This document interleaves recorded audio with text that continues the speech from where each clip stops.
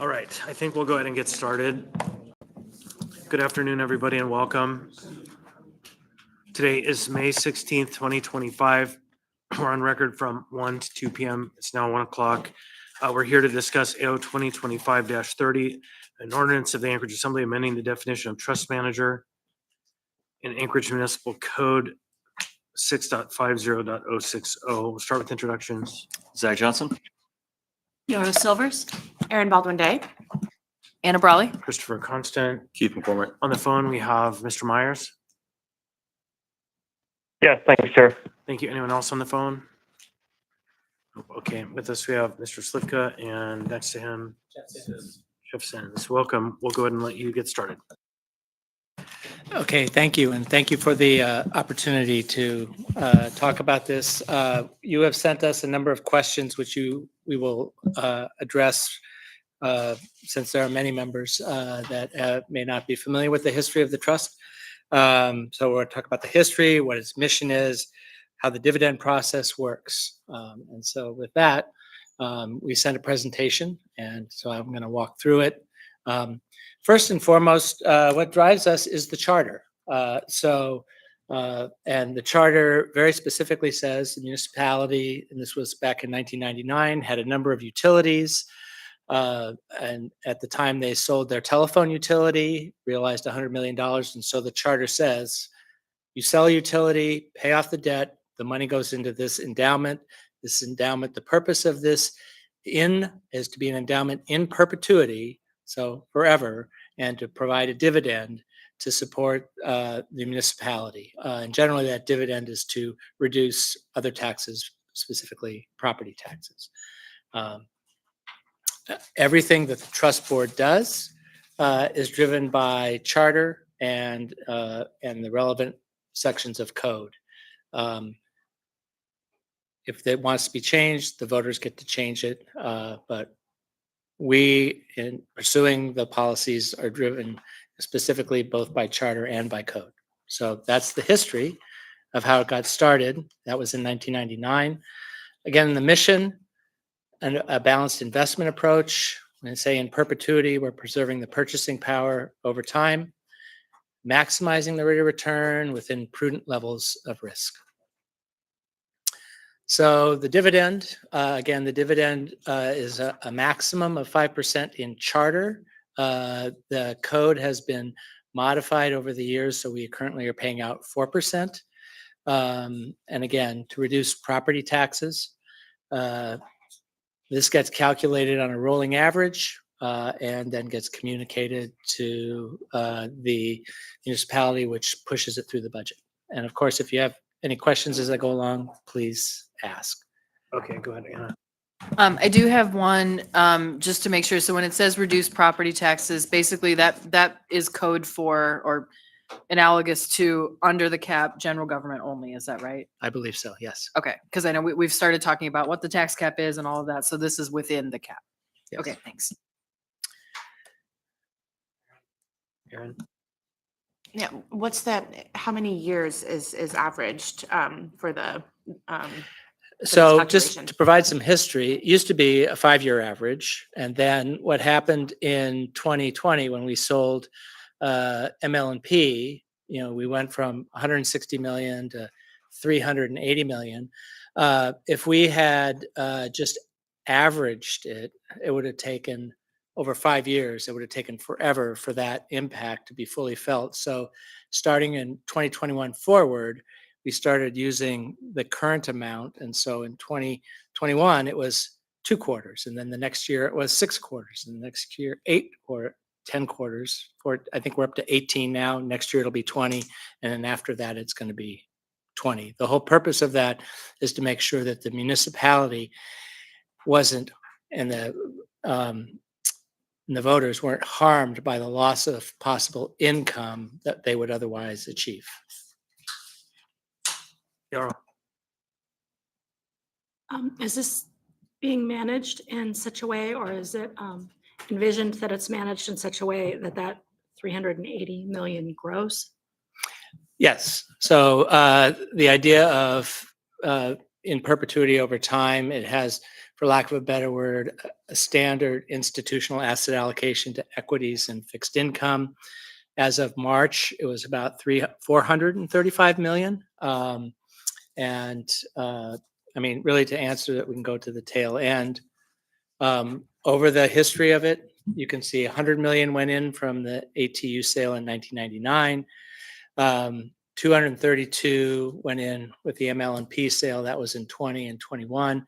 That other goes back to a police and fire settlement back in 2000, I think, 2000. So over the time, you could see it's had total earnings of almost 300 million. We've paid out a total of 221 million in dividends, and today it's, well, closely 435 million as of March. So is there like specific percentages or specific amounts that are reinvested before funds are taken for tax, to lower the tax burden? So the endowment itself is managed in such a fashion that, you know, it kind of, if you think about your retirement account, right? It all sits inside the retirement account. You've got equity funds, you've got income funds, they get reinvested. And so it's kind of the same thing. We have a lot of this actually is invested in passive equity index funds. And so the dividends get reinvested, grows over time as the markets grow over time. And then per code, we pay a dividend. We spent a lot of work on what was the best way to pay the dividend. And what we found is that on average, we pay half the dividend on or around June 15th. We pay the other half of the dividend on or around December 15th. That both gives you, the municipality, the money, and it provides what turned out in the study that we did, actually a greater rate of return over time by using that payment cycle. Can I add something? Sure. And Jeff's going to add. Since I'm here, I might as well add something to that. The investment strategy that's used is a long-term strategy. And to quantify it at this point in time, the long-term expectation is that the trust will earn somewhere around 6.5% in the long term. And 4% of that currently is presumed to be used for the annual dividend back to the municipality.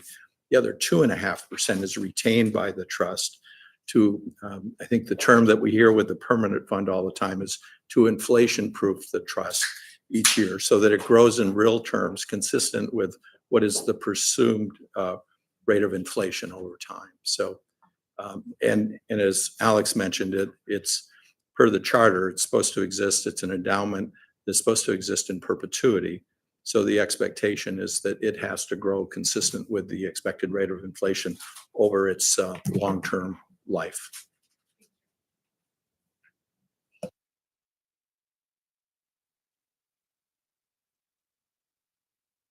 Alex, can you turn your mic back on? Sorry, I'll reinforce the one at the end. What is the trust generally for? So as you've seen, the idea is that when the municipality has long-lived assets, utilities, that are providing return to the owner, which is through the municipality, the citizens. If the municipality sells that utility, this is the vehicle where those assets are retained. So the long-term benefit continues to accrue to the owners, which ultimately are the citizens of this community. And that's really what the purpose of the trust is. And you know how that gets implemented, as we've said, is detailed in code. So I'll stop there and see what questions I can answer. Zach, and then Yeah, thank you. You mentioned that the expectation of the target is 6.5% average annual growth. How has the fund performed over its life? We can get that. I don't have that exactly here. I think we were just talking about that. I think it's roughly about over the long term, something like 5.5%. No, it's close to 6%. Yeah. Just slightly below that. And turn your microphone on, otherwise it's not recording. sure, it's over the long term, since inception back to 1999, it's just been a shy short of 6%, at least the last data that we were provided. One of the controlled spending policy is sort of key to this. You know, it's kind of a great question. What happens first? Do you inflation proof the fund and then the residual goes to the muni in the form of a dividend? Or do you first pay the dividend and then the residual goes to inflation-proof the fund? It's actually the latter. And every 5 years, the controlled spending policy is updated, where the fund is, or the trust is looked at from a performance perspective, and the amount of that dividend is potentially adjusted. When the fund or the trust first started out, it was a 5% dividend. It was gradually adjusted over time to reflect the returns that were actually being generated, not at the presumed rate of at the time would have been 7.5%, but closer to the 6% rate. So there was a need to make periodic adjustments. And per the code, once every 5 years, an analysis is done and that dividend amount is updated. The charter, interestingly enough, provides that there's a maximum of 5% dividend, but the code, which provides greater detail, for that, the actual amount within that maximum, most recently was set at a 4% dividend based on the actual returns of the trust life to date. Follow to my question. So, I understand markets go up and down and talked about how we have a long-term growth strategy. Are we tracking overall year to year or over longer time spans, how we compare to similar funds in our performance? We don't really. Microphone. We haven't spent a lot of time doing that. We certainly can. What gets problematic is different plans have different investment objectives and different asset allocations. We do track very closely how our investments doing relative to the benchmarks which we measure them against. And in that vein, we are at or slightly above benchmark relative to those various asset classes. If you were, for example, to compare this over the last year relative to the permanent fund, you would see that the permanent fund for the last year or two has had lower performance than they have historically because they have a very high allocation to private equity, which has driven their long-term outperformance. But here in the last year or two, that exposure has shown that their returns are a bit less than funds that like this that are primarily utilizing publicly traded securities. Okay, thanks. Anyone else? Oh, Anna, go ahead. Yeah, this is I guess, general question. So we have our cash pool, we have the kind of, things like fund balance. I guess, can you describe how this is different than maybe a regular savings account? Because I think, a savings account I would think is, rainy day, we tap into it. We had to do that during COVID, certainly, and got reimbursed by FEMA. This is different than that, but can you maybe just characterize how it's different than a regular savings account? Because as I understand it, the idea is you'd never pull the corpus out, but even then you wouldn't be making big draws from this, to meet short-term needs, right? So how is that generally different? I guess, sorry, I guess what I'm saying is trust funds are different than savings accounts, but maybe can you explain where one financial tool is used versus the other? Certainly. So you're correct, as the charter says, it's a endowment there to be in perpetuity, and because it has that long-term investment objective, and because we know that there's a specific dividend policy, which in this case is currently 4%, that you can invest, as the charter also indicates, to get the maximum rate of return over time. So how that differs from, for lack of a better word, a savings account and or the cash pool. The cash pool is just there. It's cash that's designed to be used in the course of your expenditures. So you know that sometime within the next 1 to 3 years, you're going to need to use that money. So you're not going to invest that pool in anything like an equity or anything that has longer term expected return goals. So that really would be the difference, is that, this is here to provide an endowment for income over time, to help provide funds for the municipality, whereas the main business of the municipality is provide services and have the revenue in order to pay for those services this contributes, I think, something like 3% of the total revenue to the municipal budget. Did that answer the question? Yeah, I think just as I said, we're diving into kind of what these different fiscal pieces are, so it's helpful to understand. Thanks. Good night. Aaron, I just wanted to ask a follow-up question. So to be sure I understood you correctly, so it sounds like with respect to comparison to other funds, it's just difficult to compare apples to apples because we are invested in publicly traded securities and other funds are invested differently. So did I understand that correctly? You did, and not only is what they're investing in, but the percentage of assets that are being invested in those. So, you may have a fund that has 70% of its assets in equities. Another fund might have 60% of its assets invested in equities, and those would have very different return profiles based upon whether equities did better than fixed income in any given year. And it goes to describe the most important thing, which we've seen over, both Jeff and I served on the Investment Advisory Commission, which was the non-fiduciary board that helped advise the treasurer from 1999 until 2023. The asset allocation has been maintained in a very stable manner. So you don't want to see things like in April, where all of a sudden equities go down 20% and people get scared and they run away. You want to maintain stable exposure throughout all types of volatile markets. And so- Mr. Chair, I would like to just, if I could, add something to that, because I think these are some great questions. And in terms of comparative data, we do that a couple of different ways. And one of them is through our consulting relationship. RBK, in their quarterly performance report, identifies peer groups from their universe of clients and other similar investment funds. And we're compared to those peer groups, or we compare our performance and our asset allocation to these other peer groups on a regular basis, quarterly. In our case, and we do it again annually and over a longer term.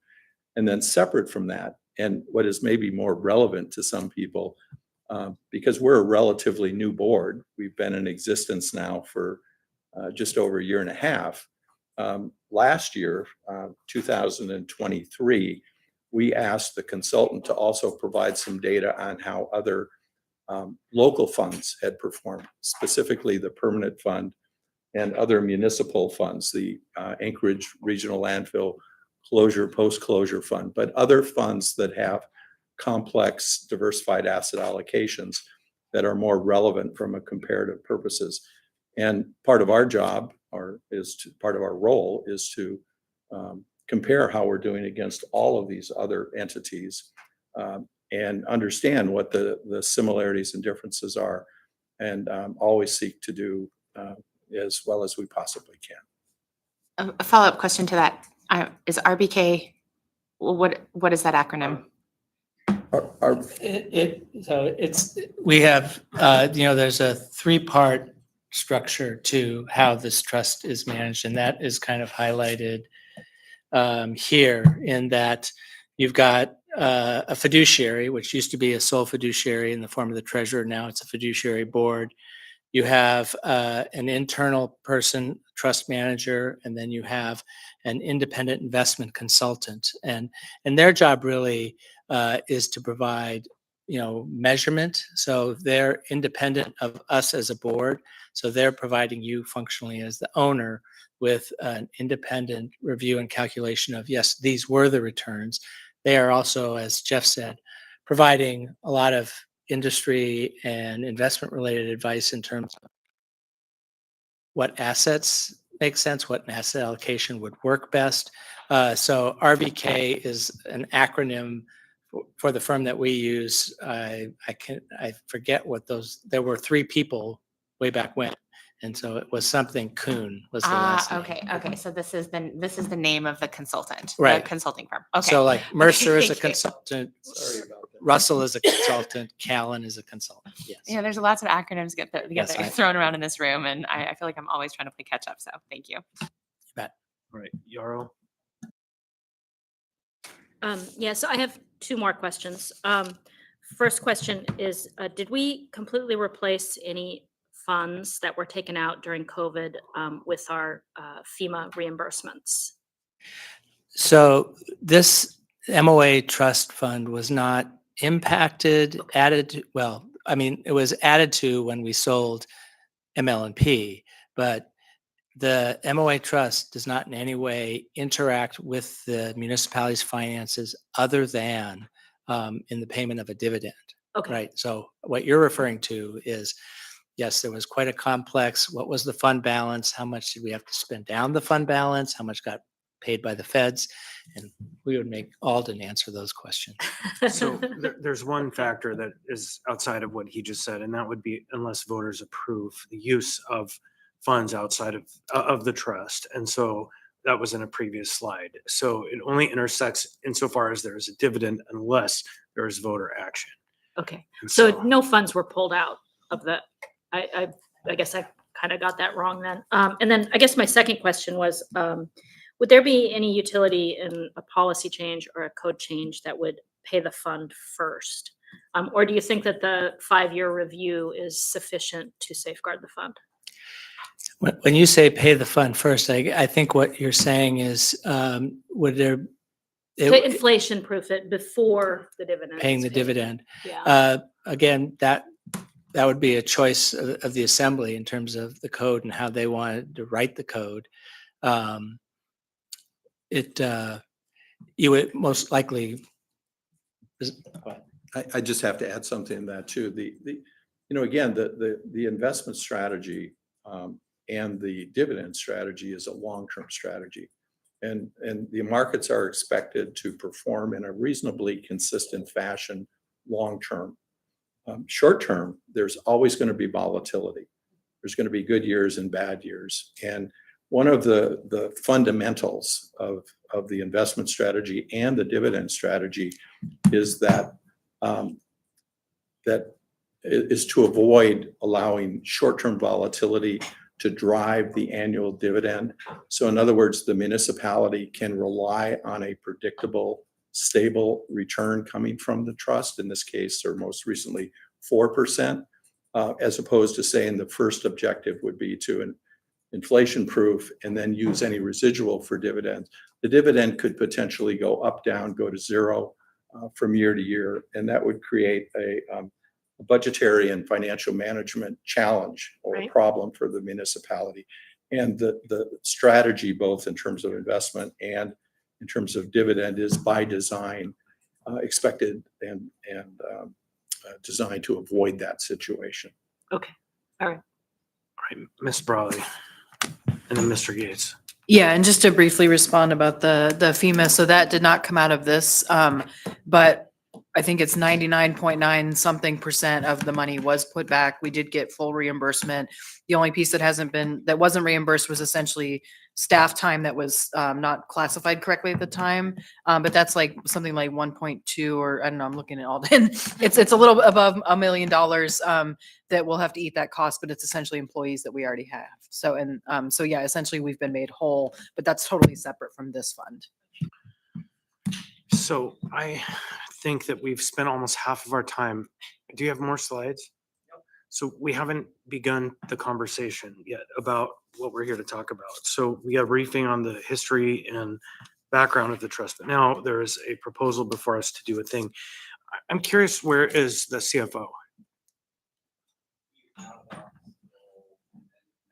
And I would love it if someone would step into his place for this conversation. Okay, because the CFO is referenced in this ordinance. I want to make sure this conversation is thorough. It's no secret that I have some concerns over kind of how we got to where we are today. Your point, Ms. Baldwin, down RVK, who's that? This is a contract that we pay for regularly now. It's not a small contract. It's expensive. Surely it's worth it. The trust continues to operate and grow. The whereas statements here talks about the board has begun to meet to adopt policies. What policies have you adopted? Do you have kind of anything to provide since you referenced them here? I'm not sure if you do you have the ability, I'm looking at the staff, to pull up the presentation we made back in April, which had a much more detailed delineation of all of this, but I can speak to in general. So first, the the trust fund has $435 million in it. The total fees that we pay, the bulk of which are to managers, is roughly $2 million. So that's roughly, half of 1%, which is kind of in line with where institutional fees are. The fee we pay to RVK is actually $75,000 a year. So actually, in the scheme of what consultants get paid, it is very reasonable for the size of this fund. We are currently actually going out to an RFP for the consultant contract because it has come to the end of its term and can't be renewed. But the other policies we've specifically adopted, obviously we approved quite quickly the investment policy statement that was in existence. We approved a meeting policy in terms of how we would meet, critical to, I think, what has been raised before, our meetings will always be physically in Anchorage. We approved a dividend policy, which, as I talked about earlier, we spent a lot of time figuring out the best time in which to pay the dividend. Code says you have to pay it by December 15th.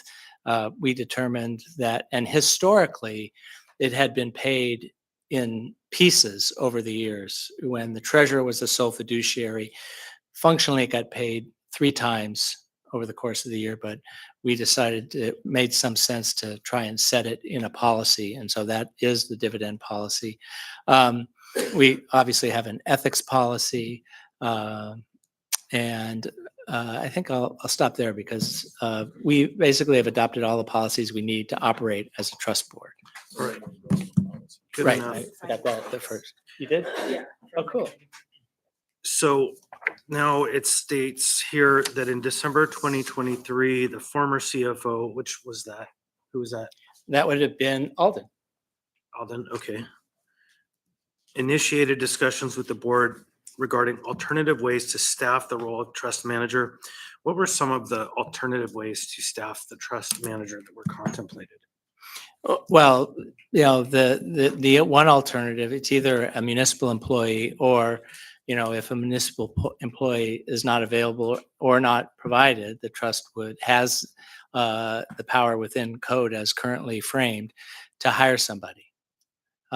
We chose not to do that. We've been working diligently for a year and a half almost to get this trust manager position filled. Our challenge, which I think we've stated repeatedly, the person in this role has to be somebody with institutional investment experience. And that is what's driven a lot of this, is unfortunately, not saying anything against the person in the existing role, but that person does not have the institutional investment experience necessary to do this job, which is why we have requested this change. So you said you could just hire someone, but you chose not to do that. So you're wanting to hire someone. Help me understand. No, we chose to work with the municipality. The municipality understood our goals and objectives. They agreed with the need that the person who is the trust manager needs to have institutional investment experience. And so the path forward was to craft this position and put this position under the Office of the Chief Fiscal Officer, so that the trust board would be provided with the trust manager services that it needs. So now, Bill, this ordinance states that everybody agrees this is the way. Is that your position? Well, I think that the history as it's recounted here is that there was a renewed attempt to look at it. Ultimately, the CFO said it can make his peace with it. Is there a more specific question that you have here? Yeah, there's an asserted position that the administration, this is your position. So is it your position? What's here that we need a position, this new position to do this work? I think the way I would answer that question is that we feel in some ways that our hands are a little bit tied by the code that the Assembly has given us. And so if I retrace the bidding from the latecomer to this conversation, we showed up and this was a bit of a surprise. When the charter change went to voters in 2000 and what was it, 23, there we had been in this long pattern where there was one sole trustee, Dan Moore, former municipal treasurer, who managed this whole fund. And the notion then was, that's a little bit risky and probably not ideal, because if Dan Moore gets hit by a bus, that's not great. And also it should be more than one person's job. RBK did a whole study, so we should change that. And that went to voters and said it wouldn't have economic effects. And then we had a subsequent implementing ordinance that again said we're now instantiating this board, we're endowing a number of different properties and powers, but this too isn't going to have any economic effect. So this was a surprise when we showed up, because now suddenly we're going to hire a new staffer, which was, we thought, not normally part of the conversation up to then. And it is unlike all of our other funds. So we don't have an institutional investment advisor who are attached to any of the retirement funds, for instance. And this trust itself has never had someone with that level of investment history. That said, the ordinance that the Assembly passed in 2023 does say that when the board determines that it, let me see if I can quote you chapter and verse here. Just a second. This is ordinance 2023-68. That at such time as the board deems that the magnitude and complexity of the trust investment portfolio warrant additional internal or external staff resources or expertise, the board shall work with the CFO to obtain such staff or expertise. And it further goes on to say that the board really is in the driver's seat for picking this person. So with that as the code that we have been given, and with the clear direction from the majority of the board that they think that time has arrived, that's how we serve this up to you. Mr. Chairman. Mr. Sentence. Do you mind if I add something Sure. to this? I think it's important that, we, and with all due respect, and Mr. Falsey indicated correctly that he's sort of arrived late to this party, if you will, that there were things going on during the tail end of the prior administration. And I think we're referring to this as a new position, which is technically correct. But the role of trust manager has always existed. Dan Moore was the trust manager. And through this change, the change of essentially the structure, if you go back to the So I'm going to interrupt and say, I understand that. And the reality is we had one person doing the role of what is now 5 people, and a 6th person is now being proposed in place of the one person. And I understand it's more complex than that. And Mr. Chairman, with all due respect, I don't think that's an accurate characterization. And I don't think it reflects an accurate understanding of the roles of the board, which is a governance board. And we have fiduciary responsibility for oversight of the management function, but we're not a managing board per se. And you the are trust, proposing a new position, and We that are- feels pretty managing to me. we are, the change that was approved by the Assembly through the ordinance that Mr. Falsey referenced earlier maintained that position. The trust manager position, it designated only in one place in the definition that the deputy treasurer position, which had been hired primarily for that purpose, would continue in that role. What happened in December of 2023 was the then administration deleted the trust or the deputy treasurer position when the then occupant of that position, Mr. Cipriano, was promoted into the treasury role. So rather than filling that position, which was designated to be the trust manager, they deleted the position. That's what started the whole conversation. And so what we've eventually circled back to is we are not proposing to add a position. The then CFO proposed to the board that rather than filling the deputy treasurer position with the trust manager as intended through approval of that ordinance, that trust manager role be fulfilled through a separate position dedicated for that purpose. And that at the time, the deputy treasurer position was going to be left vacant. So it was just a reclass, if you will. That's what was proposed to the board. That's what the board approved. That's been our position all along, is that trust manager, that qualified trust manager position is the one and only full-time resource that's dedicated to managing the trust. It's an essential position. We don't care who does it. We just want it to be done by a qualified individual. And we're simply following the recommendation of the prior CFO. Mr. Falsey, is this a new position? Well, I don't think I disagree with anything that was just represented. Is this a new position? There has not been a person that has been called a director of investment. Well, I forget what the term is in this. And formerly, this role was designated as the deputy treasurer, and prior to the charter change, it was performed by the treasurer. So I guess it depends on which way you want to look at this elephant. This is a new flavor of position. It is a role that has existed in a different form previously. Okay, and I'll let it go now. Aaron, you're in the queue next. But to say that I was here before that charter change, I was here when Dan Moore was the treasurer doing all of these roles. And now we are at 1 + 5 trustees. And I won't be here much longer, but my perception of this, whether it be inaccurate, is that this board is growing, it's hungry, and I question where the money is going to come from to pay for these new positions. Is it going to come from other functions in the financial office that need to be applied to other resources? Because again, I guess Mr. Moore was just a superhero in that he could do it all. And I understand the risk of having one person, and that was why I supported having a board, because it makes more sense to distribute the knowledge and the responsibility. If I may, there's one distinction I think is important, and that there was a board, there was a predecessor board. It was the Investment Advisory Commission. The difference between that structure, and by the way, the Investment Advisory Commission was created when the trust was first established back in 1999. The difference was that the treasurer was the sole fiduciary, and the role of the Investment Advisory Commission was advisory, but they function very much like the current board does.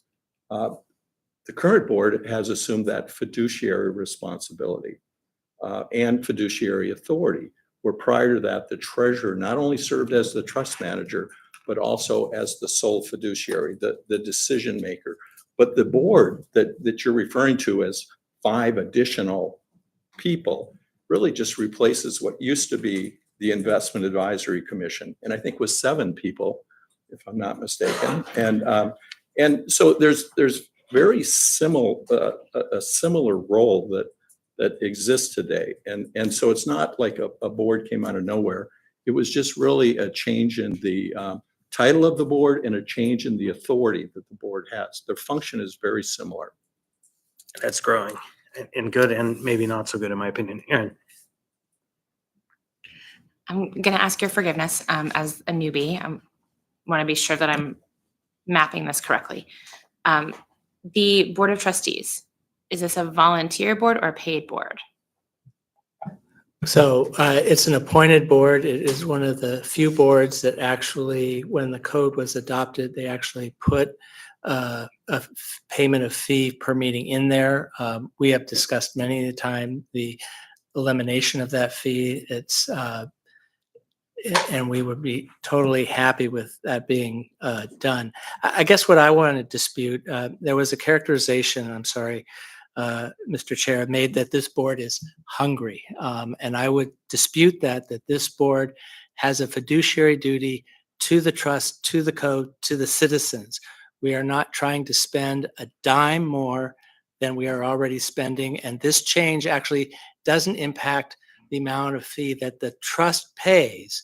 The difference is happening at the municipality in that IGCs, which were paying for one position, are now no longer paying for that position. So yes, there is an additional position at the municipality that the MOA trust is, IGCs are now being pointed at a different position, but we are not in any way, shape, or form interested in spending a penny more than we need to in order to make sure that this trust is managed correctly. IGCs are again that lockbox that we'll never understand. Aaron, Yeah, I actually had a second question after my question around the Board of Trustees compensation. So may I summarize and you tell me if I'm right or wrong? So at one point, the sole fiduciary of this trust was the treasurer of the MOA. Okay, lovely. And so the board was created for risk management purposes and then assumed fiduciary oversight as well. And at that point, the deputy treasurer was the sole fiduciary. No. So the deputy treasurer was the person that was functioning as what we are now calling a trust manager. That was their role. Correct. That position was vacated and not replaced. Correct. So what we are proposing here is to basically reactivate that position and move it from the Treasury Department to the CFO's office. The only change I would say to that is, as Jeff detailed. So when the trust board came into existence in October, and in the very first couple of meetings, the then municipal leadership brought forth the idea that they were going to eliminate the trust manager position, which this board did not agree with. And as Jeff detailed, we spent much of 2024 working with the then administration to have that position in place. What happened is in December, roughly November, December of 2024, a person was hired into the deputy treasurer role. That person did not have the institutional investment experience necessary to fulfill the trust manager job. And so now what we are trying to do is we're trying to get a person in a trust manager position that has the institutional investment knowledge needed to support the board. Okay, so we do now have a deputy treasurer. We do. Okay. How much are we proposing to compensate a trust manager? I want to say it's going to be somewhere in the 150 odd with, probably salary and benefits all in. And again, Okay. To the trust itself, there's no change in expense, right? Because, we're just going to pay, we're going to not be paying for the old people. We're just going to be paying for the new person. So this $150-ish thousand will be paid from the trust, not from municipal, not from like your typical municipal revenue stream. Correct. Okay. And this change is helpful because this gives us a person with the appropriate expertise Correct. to manage the trust. Yes. Again, forgive my ignorance. Will you help me understand then what is the difference, the functional difference between? I'm not a finance head. I'm not a finance guru. So, what is the difference between the board of trustees, the trust manager, and the outside consulting firm? What is their contract at this point? Like, how much are we paying them on an annual basis? So the current contract for the consultant is $75,000 a year. And as I mentioned, in the institutional world, for a consultant providing services to a $400 million plus endowment, that is an incredibly low fee. But in general, what the trust board, as Jeff said, it is a governing board, and in general, a governing board, has the fiduciary duty placed upon it to make sure that the funds are managed appropriately. There is a lot of day-to-day work that needs to be done in relation to both what's going on with those investments. Should we be looking at new investments? Are there things happening at the investment manager level that we need to think about? Those are kind of a number of the duties that a trust manager would fulfill in support of this board. And those are the services. They're different services than what the consultant provides. So what is, Can so I- what, yeah, I think I'm struggling a little bit with division of labor, and Sure. I want to be clear that I'm not, these are not questions coming from an oppositional space. I just want to be sure that I understand very clearly, like, what is, if we're, I mean, is there like, is this checks and balances? What is the functional need for these three entities to coexist and for essentially all three of them to be compensated? If I may, and I wanted to go back to that. You asked a question, I don't know about compensation for the board, and I'm not sure if it was clearly addressed. The board members receive a $300 stipend for board meetings, for attendance at board meetings, which is expected to, it's not compensation per se. It's supposed to cover the expense of the board members incur to participate in these meetings. We don't get paid at on any other basis. I think last year, each board member received about $2,600 or thereabouts. And that's each public board member. But essentially, this is a volunteer board. And I can guarantee you, nobody on the board, none of the trustees serve because they want to get $2,600. Of course or not. No, nobody I wouldn't needs suggest that. any more than we participate because we want to travel or take trips. That's not what this board is about. Everybody on this board has an extensive background in institutional investment management. And we are volunteers that do this because of our dedication to what it means to the citizens of Anchorage. That's it. But we are a governing board, just like I referred to the past structure where there was first a treasurer that served as a trust manager, which is an operational function, a management function, and in that case, a sole fiduciary, which really just means he was the sole decision maker. And he was supported by an investment advisory commission, which was a board, appointed public volunteers that met quarterly, reviewed the same kind of things we review. This new board took the same actions, only when the investment advisory commission would act, they would put it in the form of a recommendation to the treasurer, who would then formally make or implement the decision, because he was technically the sole fiduciary. This board, instead of making recommendations to someone, actually makes the decision. That's really the difference here.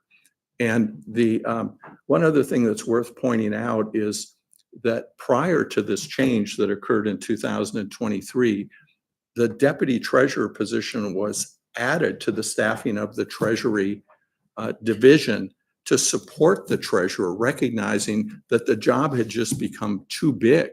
The job being his normal duties as treasurer plus his role as trust manager and sole fiduciary. So the deputy position, or deputy treasurer position, was created to support him in that effort. So just prior to this conversion, there were actually two individuals employed by the Treasury division that were involved in fulfilling both the trust management role and the sole fiduciary function. Alex also uses the word "we" a lot when he describes these things. When that deputy treasurer position was filled in late 2024, the trust board had nothing to do with that. That was a decision made by Treasury without the knowledge of the trust board. The trust board was of the impression at the time that that position had been eliminated and would be replaced by this new position. So technically, we didn't expect there to be additional positions added. We just thought they were changing the location and the job description of it, but the function was going to be the same. So we were quite surprised when we learned about that in 2024. We were not a participant in that process. So all we really want is to go back to the original plan that was approved first by the voters and then by the assembly, that provides for a trust manager as one of 3 entities that provide governance and management support for the municipal trust, which has a $450 million trust that is providing something north of $16 million a year to the municipality, is an incredibly important financial function, and we think deserves to be adequately supported. And we are certainly not trying to I have a few add people with anything questions. to this. And Mr. Chairman, I also want to apologize if I want to make sure you understand I'm trying to be respectful. I just It's feel fine. quite emotional Yeah, about a lot of it's this. fine. I have myself in the queue, a couple more thoughts, but I have Viaro and then Zach first. Can, And Aaron needs to. yeah, finish up. I just wanted to get a follow up. So I feel like I have a much clearer understanding of what the governing board's role is: fiduciary decision making. Trust manager is operational; they're the executive, essentially. And then, what is the role of the consultant in this new ecosystem? The consultant supports both the board and the trust manager because they have a depth of expertise in institutional investment management that far exceeds what we could employ locally, either as a municipal trust manager employee or through the volunteer structure of the board.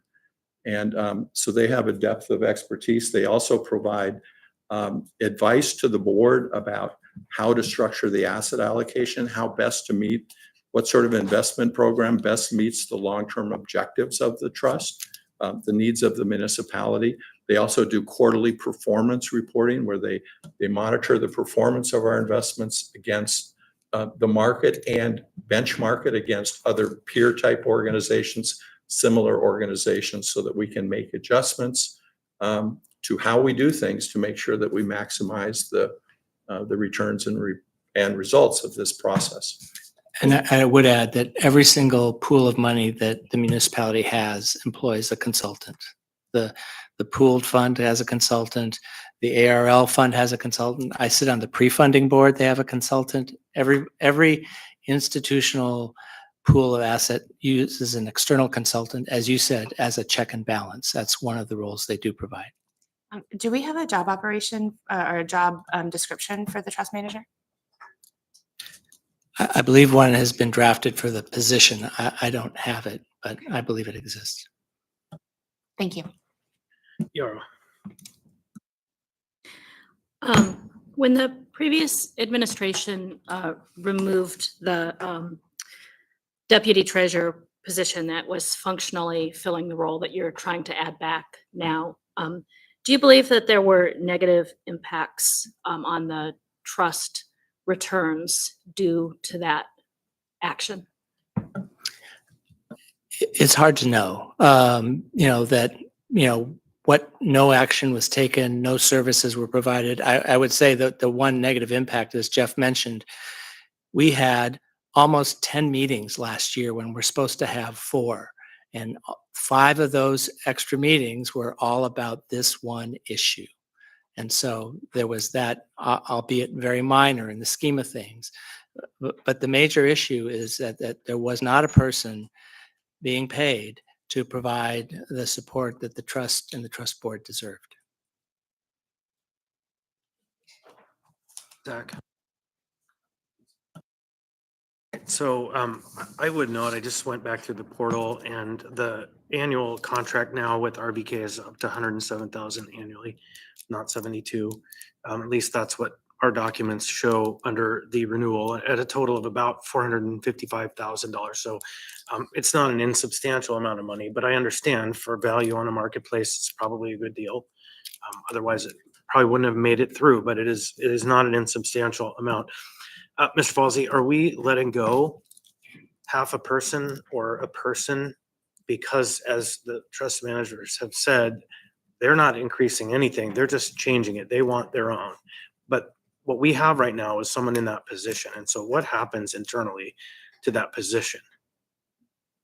Well, I think if this change goes through, we probably, so we have the treasurer, the deputy treasurer, and this CIO. I should also say, I did also pull up the RBK item, and I think the 75,000 number from the trust might be right. The all-in cost is 100,000, but that's servicing several different boards, and I suspect every board is chipping in. Okay, so RVK works across a number of consultancies. And so fair enough. But again, the amount we're spending to RBK is well in advance of the 72. So again, your answer, Bill, is it is an addition essentially. So we're in a position here where it isn't an addition, but it is an addition. And so members, that's the challenge we're facing. So math is a weird thing. Sometimes 1 + 1 = 3, or 3 - 2 = 3. I don't know. But that's the question we're sorting through right now. And I think I trust the board. I voted to support the board. I'm just being very careful in how I see it grow and what I see it do. Not because of the professional side, but because we're trying to manage the fisc of this whole operation and do our due diligence and fiscal responsibility. Yarrow. This question's for Mr. Falsey through the chair. So I guess kind of what it's sounding like to me is actually that the deputy treasurer position is more of the added position, because it's now doing functions different from what it was doing before. And so my question for you, I guess, is what is the deputy treasurer now doing that's additive? Well, Glenn Cipriano and the deputy treasurer will probably give you the best day-to-day reality. A lot of you got to know the current deputy treasurer as he was heavily involved in all of the Project Anchorage work. So look, they've been motivated to get up out of their chairs and walk up to the microphone. I can keep vamping for another minute. And also, please state your names. And we just have a few minutes left. I'm Glenn Cipriano, Municipal Treasurer. The Deputy Treasurer does assist the Treasurer in virtually all functions of Treasury. His major thrust right now is income kind of projection. And I can't think of any areas that we have excluded from your work slate. So he's there for succession, as I'm probably 2 or 3 years away from retirement, but he's basically the man in charge behind the treasurer. Lauren Crop. Uh-oh. It's green. Lauren Crawford, Deputy Treasurer, or Deputy Municipal Treasurer is the official title. The scope of my role with the MOA Trust Fund is largely the 15 itemized duties that are codified in under the CFO section of the code, which is 6.50.60, I believe, in section F, I believe.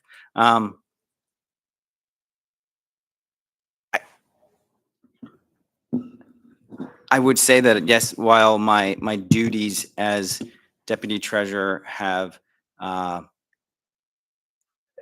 definitely involved things outside of the MOA Trust Fund, I would hardly say that my ability to perform for the trust has been diminished by those duties in any way. So, as far as the institutional experience, I certainly do not have it. And can I ask a question then? The 40% you have listed up here under treasurer, deputy treasurer, and junior admin officer, what do those numbers represent? I think this is your, So, yeah, so just this is the illustration of, for lack of a better word, the when we talk about the possible economic impact being a negative one on this code change. So this gives you the, for lack of a better word, the IGC allocation. So how does the trust pay for its services? It gets charged intergovernmental charges by the municipality, and we'll say it's somewhere around $190,000. So if you roll forward one slide, if you can do that. Can you roll forward one slide? Sorry. So again, so now this is the new structure. And so again, what changes is just where the IGCs get allocated. So instead of going, to the treasurer, to the deputy treasurer, and to the admin, now it's completely to the institutional support, the trust manager, and then the admin. So the total number that the trust is going to get charged is about the same. As Bill has said. can we go back to the first slide? Sure. then, the previous slide? Yeah. So Not that one. No, I'm sorry. The prior, go one more.